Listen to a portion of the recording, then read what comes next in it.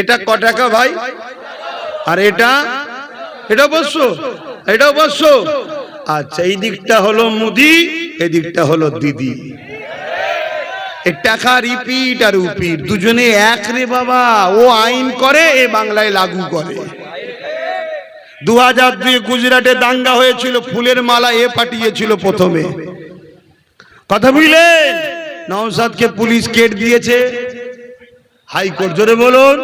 হ্যাঁ, আর মুদিকে জামা আমকে পাঠায়, দেখেছেন?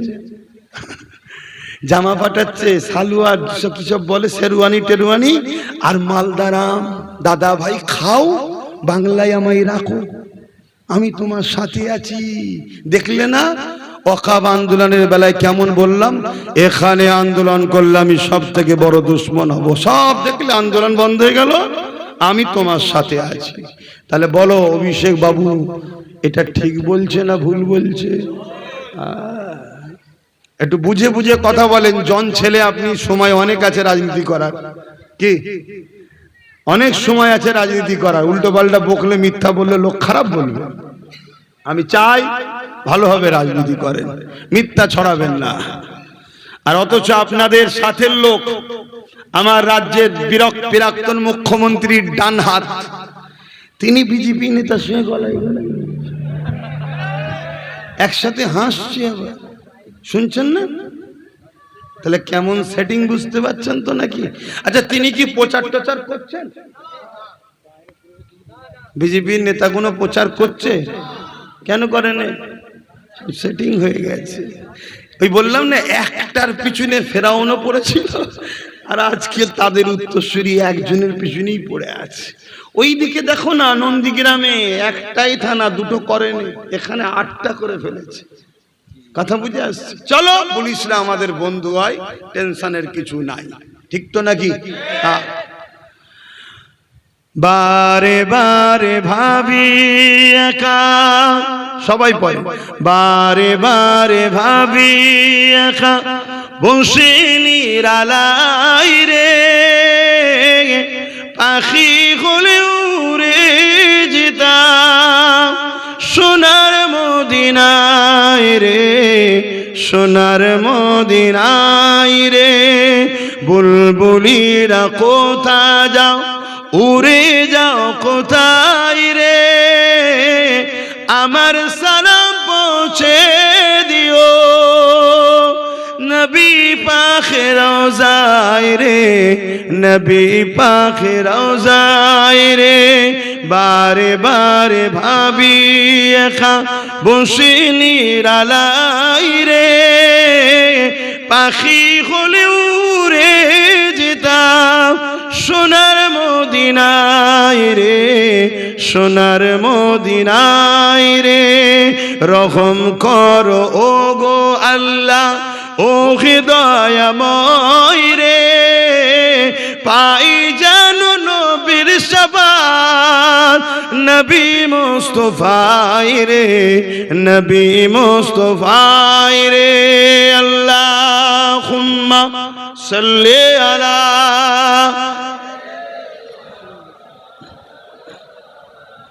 ওয়ালা আলি।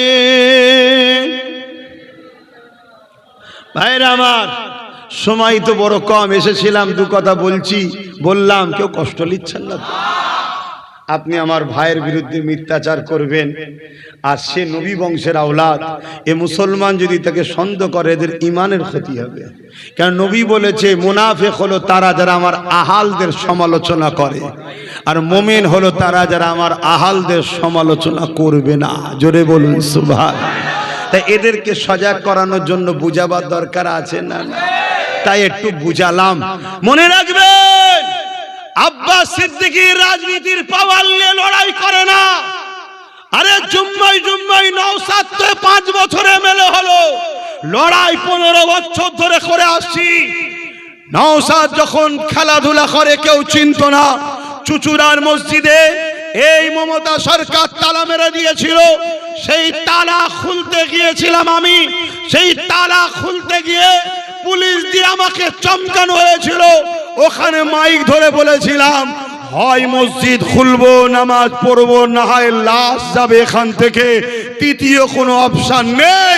আর আজকে তুমি যদি বলো আমাকে মারবে পিটবে, আজকে আমার লোক 15-20 হাজার আছে, কালকে বাংলায় প্রত্যেকটা মোড়ে মোড়ে প্রতিশোধ তুলে নেবো আমি। কেন? সংবিধান আমার অধিকার দিয়েছে।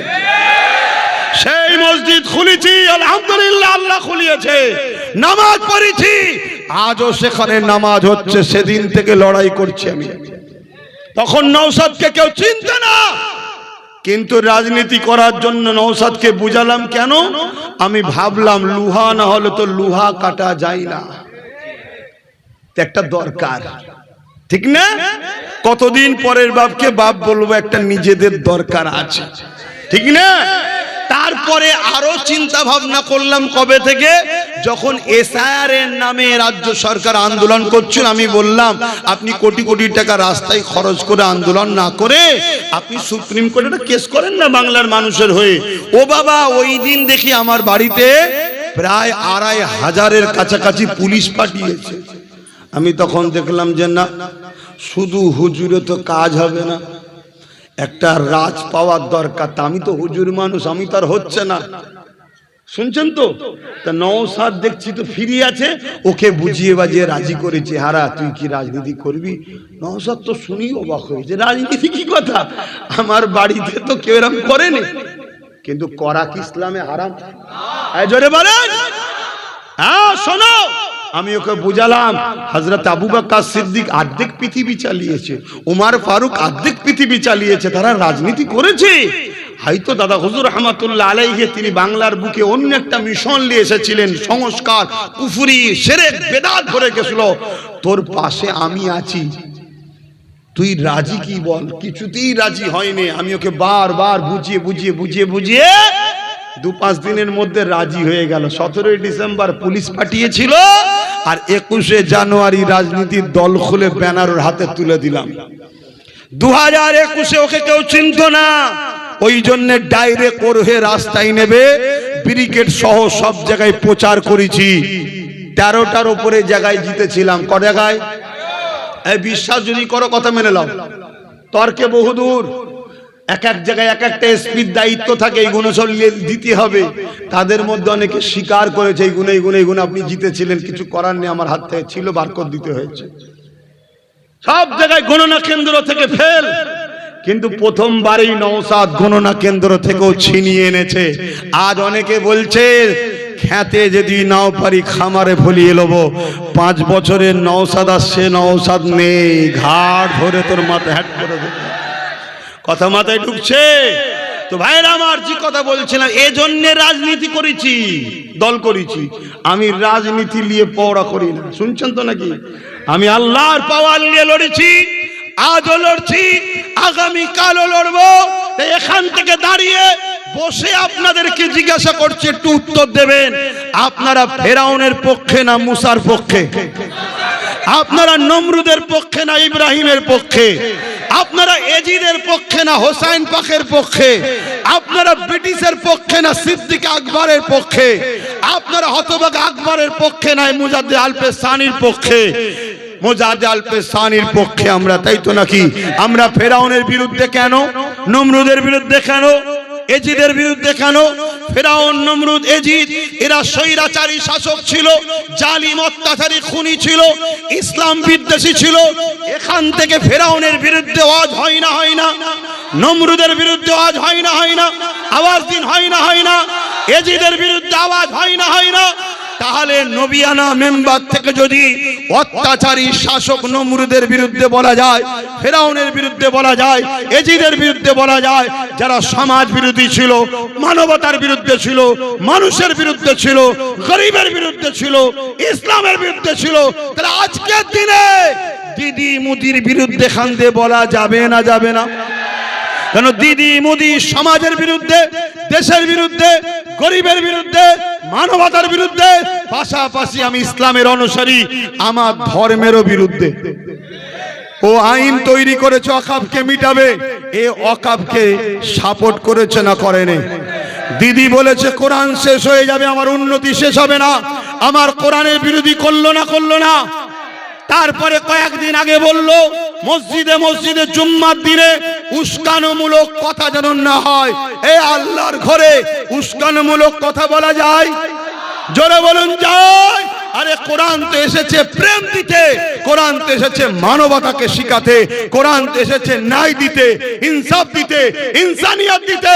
সেই কোরআনকে যে মিটাতে চায়, সেই কোরআনকে যে মসজিদে ঘোষণা হয়, সেই মসজিদকে বলবে উস্কানোমূলক কথা হয়, সেই রাজ্য সরকার মমতা এবং কেন্দ্রের সরকার মোদি, এই দিদি মোদির বিরুদ্ধে নবিয়ানা মেম্বার থেকে দিনের গোলাম হিসেবে বলা দরকার আছে না নাই? হাত তুলে বলুন আছে না নাই? হামলম্বা করে সাক্ষী দেন আপনারা আমার সঙ্গে সহমত। সহমত? হাত নামান। তাহলে আজকে বলুন, আমার রাসূলুল্লাহর হাদিস আপনাদেরকে শোনাচ্ছি। রাজনীতির পাগাল আব্বাস সিদ্দিকী লড়ে না, আগেও লড়েছি, যতদিন বেঁচে থাকবো লড়বো। কোন পৃথিবীর ক্ষমতা নাই আব্বাস সিদ্দিকীকে রুখতে পারবে। কেন? আব্বাস সিদ্দিকী আল্লাহর ক্ষমতায় লড়ে। জোরে বলুন সুবহানাল্লাহ। মনে রাখবেন, আল্লাহর নবী বলছে ওই উম্মতটার ঈমান নেই যে উম্মত অন্যায় দেখার পরে হাত দিয়ে রুখলো না। যদি হাত দিয়ে রুখতে না পারে, মুখ দিয়ে প্রতিবাদ করলো না, মুখ দিয়ে প্রতিবাদ করতে না পারে, অন্তর থেকে কমসে কম ঘৃণা করো। এই তিনটের মধ্যে কোনো লক্ষণ যার মধ্যে নাই, ওই উম্মতের মধ্যে ঈমান নাই। তাহলে অন্যায় দেখলে হয় হাত দিয়ে রুখতে হবে, নাই মুখ দিয়ে প্রতিবাদ করতে হবে, নাই অন্তর থেকে ঘৃণা করতে হবে। এই তিনটের মধ্যে কোনোটা যদি না থাকে, তার মধ্যে ঈমান। তাহলে আমি উম্মতকে শিখাবো না যে বিজেপি যা করছে অন্যায় করছে, দিদি যা করছে অন্যায় করছে, হাত দিয়ে রোখো। বলবো না? বলবো না? হাত দিয়ে রুকার ক্ষমতা আমাদের আছে না নাই? হ্যাঁ, সামনেই তো দিন আসছে হাত দিয়ে রুকার। আসছে না? আসে না? কি ওদের বিরুদ্ধে টিপলেই তো হলো। কি এটা শিখাবো না? আর তা না করে আমার কম 500 টাকায় ওদের সাথ দেবে, 1000 টাকায় ওদের সাথ দেবে, আমার কম ইসলাম থেকে আমার ভাই বেরিয়ে যাবে, এটাকে আমি মেনে নেব? দ্বিতীয় নম্বর হাদিস মুসলিম মিশকাত শরীফের, আল্লাহ নবী বললেন জালিম অত্যাচারীকে শক্তিশালী করার জন্য, মন দিয়ে শুনবেন, জালিম অত্যাচারীকে শক্তিশালী করার জন্য কোন মুসলমান যদি তার সাথ দেয়, ওই মুসলমানটা ইসলাম থেকে বেরিয়ে যাবে। গুনাহগারের মাপ আছে, ইসলাম থেকে বেরিয়ে গেলে আর নাজাত আছে। তাহলে কেন্দ্র সরকার জালিম না জালিম নয়? রাজ্য সরকার জালিম না জালিম নয়? তাহলে ওদেরকে যদি শক্তিশালী করার জন্য ওদের পক্ষে ভোট দাও, ওই উম্মতটা ইসলামের মধ্যে থাকবে। তারপরে তোমাদের এলাকায় যে শয়তান 2.5 থেকে 3,000 মানুষের ঘর ভেঙেছিল, পুকুর কেটে দিয়েছিল, জিসিবি দিয়ে তাদেরকে অত্যাচার করেছিল, মানুষের ইফতারে লাথি মেরেছিল, কথা বলো, যে মানুষের উপরে জুলুম করে, একেই তো আল্লাহর কোরআন বলছে উলাইকা কাল আনআম, এরা হলো চতুষ্পদ জন্তুর ন্যায়, বালহুম আদাল। আল্লাহর কোরআন বলছে তার থেকেও নিকৃষ্ট। তাহলে এই জাহান্নামের কুকুরটা এ জালিম না জালিম নয়? তাহলে একে সাথ দেবে শক্তিশালী করার জন্য, জালিমকে সাথ দিলে ইসলাম থেকে বেরিয়ে যাবে। এটা আমার জাতিকে জানানো দরকার আছে না নাই? তাহলে বলো, এই জালিমদের সাথ তোমরা দেবে? হাত তুলে সাক্ষী দাও দেবে? হাত তুলে সাক্ষী দাও দেবে? হাত নামাও। এটা আমার দায়িত্ব, একজন ইসলামের প্রচারক হিসেবে আমার জাতিকে দায়িত্ব, যে দিন এসেছে, দিন এসেছে, সুযোগ এসেছে জুলুমের বিরুদ্ধে ন্যায়ের পক্ষে। এখন আমি দোয়া চাইবো, তার আগে ছোট্ট কথা জিজ্ঞেস করব। ওয়াকাফকে বাঁচাবার জন্য নওশাদ সিদ্দিকী সুপ্রিম কোর্টে কেস লড়ছে না লড়েনি? রাস্তায় নেবে কেস খেয়েছে না খাইনি? জেল খেটেছে না খাটেনি? অপরদিকে ও দিল্লি চলে যাও যে বলেছে, তাদেরকে সাপোর্ট করবেন না নওশাদকে? একজন ইমানদার হিসাবে আমার তো দায়িত্ব যে আমার ওয়াকাফকে বাঁচাচ্ছে, আমি তার পক্ষে থাকবো, ঠিক তো নাকি? কেউ যদি বলে কেন আমি এতগুলো প্রকল্প দিই, একটাই কথা, আপনি যে প্রকল্প দিচ্ছেন ওই প্রকল্পের জায়গায় পৌঁছানোর জন্য আমরা ভোট দিয়ে পাঠিয়েছি, তাই। অতএব আপনি যা ভিক্ষা দিচ্ছেন ওই জায়গায় যদি কোনোদিন নওশাদকে পাঠাতে পারি, আরো অনেক কিছু পাবো। কথা মাথায় ঢুকছে তো? সেই জায়গায় কথা কোনো বলে দিয়া কি ভুল করলাম? একটু খুশি মনে বলুন। কেউ যদি ভেতরে ঢুকে থাকেন যে ভাই এখন হক কথা বললে তো মার খেতে হবে না, না না না, আমি তোমাকে চ্যালেঞ্জ দিচ্ছি, তোমার পক্ষে আমি আছি, কিন্তু আমি তোমায় জিজ্ঞেস করছি, তোমাকে যদি কেউ গালি দেয়, আমি যদি তার সাথ দিই, তুমি কি আমার উপরে খুশি হবে? তাহলে যে আমার আল্লাহর কোরআন শেষ হয়ে যায় বলে তুমি যদি তার সাথ দাও আল্লাহ খুশি হবে? মাথায় ঢুকছে? আমার মা বোনেদের কি খবর? তোমরা শুধু সাক্ষী দাও, ঘরের খবর তার আমি পাবো না, তোমরা বলতে পারবে। বলো, আমার মা বোনেরা কি 1000-1200-তে বিক্রি হচ্ছে নাকি? হ্যাঁ, মনে রেখে দেবেন, কবরে যেতে হবে। তাহলে হাত দিয়ে রুকার দিন আসছে। আসো সালাম পড়ি, ইয়া নবী সালাম। না খুলে দিচ্ছি, মাইকও এক করেছিস বাবা, কি হচ্ছে?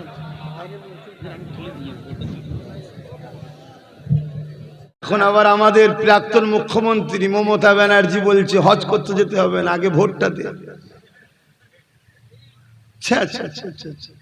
একটা বিধানসভায় হয়তো 50টা 60টা করে লোক হয়তো হজ করতে যাচ্ছে, তো 50-60টা ভোট যদি কমই হয়, বলছে না এনআরসি করে ফেললে আমি কিছু জানি না। তুমি তো কোনো কিছুতেই কিছু জানো না, আমি জানি। যখন ওয়াকাফের ব্যাপার হলো তুমি জানো, তুমি বললে দিল্লি চলে যাও, আমার ব্যাপার নয়। এদিকে মোদির হাতে তুলে দিলে ওয়াকাফকে সই করে। হ্যাঁ, ওয়াকাফের সাপোর্ট করেছে না করেনি? তারপরে যখন নপুর শর্মার বিরুদ্ধে আমরা আন্দোলন করলাম, যে আমার নবীর বিরুদ্ধে বললি কেন রা, তখন তুমি বললে ট্রেন ধরে দিল্লি চলে যাও, এখানে নয়। আর ভাইপোকে যখনই ধরতে আছে তুমি রাস্তায় বসে পড়ছো, এখানে কেন? তাহলে বুঝতে পারছো আমাদের ভোটলে জিতবে, আমার মসজিদ মাস আমার দিনের উপরে আঘাত দেবে বিজেপি, আর ইনি শুধু আমাদেরকে ট্যাকেল করবে। হ্যাঁ, ওর বিরুদ্ধে বলা যাবে না। তাহলে এরা মিলেমিশে আছে না? না। আর আমি ভাবতাম অভিষেক ব্যানার্জি হয়তো একটু তবুও জন ছেলে, একটু বোঝে সোজে, দিদির মতো ভুলভাল হয়তো বকে না। ও বাবা, রিসেন্ট দেখছি ওরও ফিউজ উড়ে গেছে, ভুলভাল বকছে। একটা যেন কিছু বলছে না, ওই বলবো, আচ্ছা একটুখানি গজলটা বলি, তার বলছি। আবার ভাবছেন না তো হুজুর এসব কথা বলছেন কেন? আরে তোরা রাজনীতির নেতা যদি আমার ধর্মের বিরোধী করিস, তা ধর্মগুরুরা তোদের বিরোধী করবে না? তোরা তোদের কাজ কর, আমরা আমাদের কাজ করব। তুই ইফতার পার্টিতে চলে যাচ্ছিস, ঘুমটা দিয়ে রেড রোডে নামাজ পড়তে চলে যাচ্ছিস, তারপরে কি বলে ওয়াকফকে মিটাতে চাইছিস, কবরস্থান মিটাতে চাইছিস, আবার এখন বলছিস হজ করতে যেতে হবে না, আগে ভোট দাও। আরে এসব কি বলছিস? তা তুই যখন আমার ধর্মে মাথা গলাচ্ছিস, তা আমরা মৌলী সাহেব কোনো কি ঘাস খাচ্ছি নাকি? হ্যাঁ, তা আমাদের তো মাথা গলাতে হবে। এবার যখনই মাথা গলাচ্ছি তখন তুই বলছিস ধর্মে জলসা হিসাব বলবে কেন? আরে আমার বলার জায়গাতে এইটাই। তা আমি তো এখানে আমার বাপ ভাই মা বোনেদেরকে বলবো, যারা হজ করতে নিষেধ করে তাদেরকে খবরদার ভোট দেবে না। এ বলা অন্যায় হবে? হ্যাঁ, যারা আমার ওয়াকফকে মিটাতে চায় তাদেরকে ভোট দিয়ে মসজিদের দুশ্মন হয়ে জাহান্নামে যেও না। বুঝাবো না? তখন তুমি বলছো হুজুর কেন বলছে, তা তুই তোর বদমাইশিটা শুধরেলে তাহলে হুজুরও বলবে না। আসেন নাচটাকে পড়েলি তারপরে বলছি, আগে বললো তো, আচ্ছা আগে বলে দিনে ভুলে যাবো আবার। হ্যাঁ, তারপরে নাচটা পড়ছি। ওই রিসেন্ট দেখছি এখন অভিষেক বাবু একটা কথা বলছে, কি ও আইএসএফের নেতার নাম কি? নওশাদ সিদ্দিকী। যাক, নাম নিতে হচ্ছে তাহলে আজকাল। যাক, তো যাই হোক, উনি অমিত শাহ পুলিশ নিয়ে ঘুরছে কেন বলছে না? অমিত শাহকে যে পাহারা দেয়, মোদিকে যে পাহারা দেয়, তার পুলিশ নিয়ে ঘুরবে কেন? যদি তুমি চাও মানুষের দাবি তুলবে, তাহলে আগে অমিত শাহ পুলিশ ছেড়ে দাও, আমরা বাংলার পুলিশ তোমাকে প্রয়োজন হয় দেবো, বলছে না? তার মানে কি মুসলমানদের মাথায় ঢুকাতে চাইছে নওশাদ বিজেপির লোক, নওশাদ বিজেপির লোক, আর অভিষেক বাবু হচ্ছে বিজেপির দুশ্মন লোক। ওই জন্য মোদি অভিষেক বাবুকে দাওয়াত করে খাইয়েছে, নওশাদকে নয়। শুনছেন তো নাকি? হ্যাঁ, আমি ভাবতাম হয়তো এটা ইয়ং ছেলে ভুলভাল বকছে না, যাকে রাজনীতি করছে করুক, যদি কপালে থাকে আগামী দিন ভালো জায়গায় যাবে, আলাদা বিষয়। ও বাবা দেখছি ও তো সেই দিদির টান ধরে নিয়েছে, একসাথে থাকে তো হাওয়া সবসময় গায়ে লাগে। শোনেন মন দিয়ে, আমরা জানি রাজ্যে যে পুলিশ আছে ওটা আমাদের বন্ধু, ঠিক তো নাকি? ওটা মমতা ব্যানার্জির নয়, ওটা অভিষেক বাবুর নয়, ওটা টিএমসির নয়, ওটা আমার পশ্চিম বাংলার নাগরিকের ট্যাক্সে চলে আমার ভারতের অঙ্গরাজ্য পশ্চিম বাংলার পুলিশ, কলকাতার পুলিশ না দিদির পুলিশ না। কিন্তু ওরা প্রমাণ করে দিচ্ছে পুলিশ আমাদের, তার মানে পুলিশকেও ফাঁসিয়ে দিচ্ছে। পুলিশ যখন টিএমসির হয়ে যাবে সে পুলিশকে পাবলিক সম্মান করবে নাকি? তুই তো টিএমসির লোক, তোকে সম্মান করবো কেন? আর তুই যখন দেশের হবি, রাজ্যের হবি, তোকে স্যালুট দিতেই হবে দেশের নাগরিক হিসাবে। তাহলে পুলিশকে ফাঁসাচ্ছে না ফাঁসাই না? আমরা জানি সেন্টার পুলিশ হচ্ছে দেশের। আজকে কেউ সরকারে আছে, কালকে কেউ সরকারে থাকবে, সরকার চেঞ্জ হয়, পুলিশ কিন্তু চেঞ্জ। এরা কারো বাপের দয়ায় চাকরি পায়নি, এনারা চাকরি পেয়েছে নিজেদের যোগ্যতায় চাকরি পেয়েছে, ঠিক না বেঠিক? কিন্তু তারপরেও বলি, নওশাদ যখন নিরাপত্তাহীনতায় ভুগছিল, আরে ছোট বয়স তো ওই জন্য নয়, আমার মতো যদি চালাক হতো না, আমি কোনদিন পুলিশ পুলিশ আমাকে দেবে বলছে, ওসব নিলে বেকার, ওসব নিলে আরো বিপদে পড়ে যাব, আমি কোথায় যাচ্ছি না যাচ্ছি সব খবর দেবে। শুনছেন না শোনেন না? হ্যাঁ, আমি দেখছেন না, আমার না সামনে আছে না পিছনে আছে, কিন্তু আমার পাহারাদার আছে না নাই? আমার পাহারাদার আছে, সেটাকে চোখে দেখা যায় না। আমার পাহারাদারকে চোখে দেখা যায় না। হয়তো অনেকে নিয়ে টোল করবে, মজা করবে। শোনো, মানুষ শুধু নয়, জিন বলে একটা সমাজ সম্প্রদায় আছে। আর বেশি বলবো না, বেশি বললে অসুবিধে আছে, আশপাশেই আছে, সব শুনছে তারা। শোনেন মন দিয়ে, তো ভাইরা আমার, যখন রাজ্য সরকারকে চিঠি দিয়েছিল, রাজ্য সরকার প্রশাসন দেয়নি, শুনছেন, দেয়নি ভোট। তখন নওশাদ হাইকোর্ট করলো, শুনছেন, কেস করলো হাইকোর্ট। তখন প্রশাসন দিয়েছে, হাইকোর্ট ফোর্সটা দিয়েছে নওশাদকে, শুনছেন? কথা মাথায় ঢুকছে? কিন্তু আজকে মানুষকে কেমন বোকা বানাচ্ছে দেখছেন, বোকা বানাচ্ছে। কিন্তু আমি আপনাদেরকে বলে যাচ্ছি, আমাকে বিশ্বাস করেন, সত্যি বলছেন? কারা কারা বিশ্বাস করেন একটু হাত তুলে দেখান। হাত তুলেছেন, বিশ্বাস করেন? হাত নামান, একটুখানি বলবেন।